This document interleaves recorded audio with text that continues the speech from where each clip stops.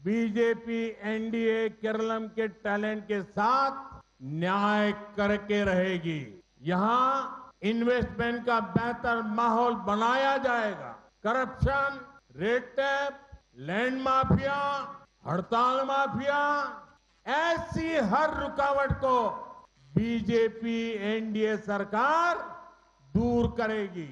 हम केरलम को एआई और फ्यूचर टेक्नोलॉजी का बड़ा हब बनाने के लिए मेहनत करेंगे। हम यहां स्किल डेवलपमेंट के इकोसिस्टम को नए सिरे से विकसित करेंगे।